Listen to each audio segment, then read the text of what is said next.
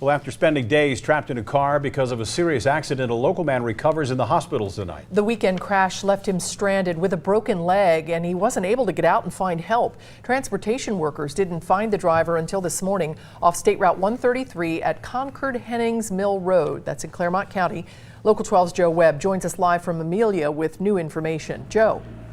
Well, Cami, we're here at the ODOT garage in Amelia where those two workers that you mentioned are credited with saving 38-year-old Kory Chambers' life this morning. They stopped as just part of their job to pick up a deer carcass that was alongside the road in that place that you showed. They stumbled upon a car. It was off the road, in the weeds and on its side, and they had no idea that Kory Chambers was inside. This is what's left of Kory Chambers' 2010 Mazda. Hauled onto a flatbed a couple of hours after the ODOT crew found it, a couple of days since it went off the road and crashed into a tree. Jeff Armstrong and Ryan Ninachuk thought they were just hauling off a dead deer when they came across Chambers' car about 8:30 this morning. It was silent, and they feared they had also come across a dead body. I didn't hear anyone, so we went down to the car and I could see a foot out of the back window, and finally we got him to respond. And he had said he had been down there for a couple days, and about that time paramedics got there.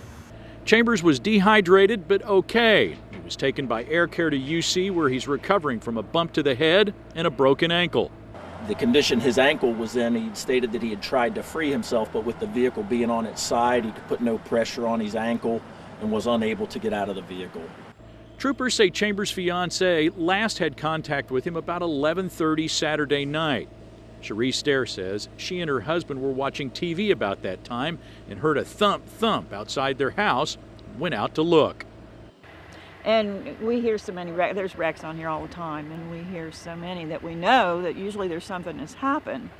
But we didn't see a thing and no cars were stopping or anything, so we went back in.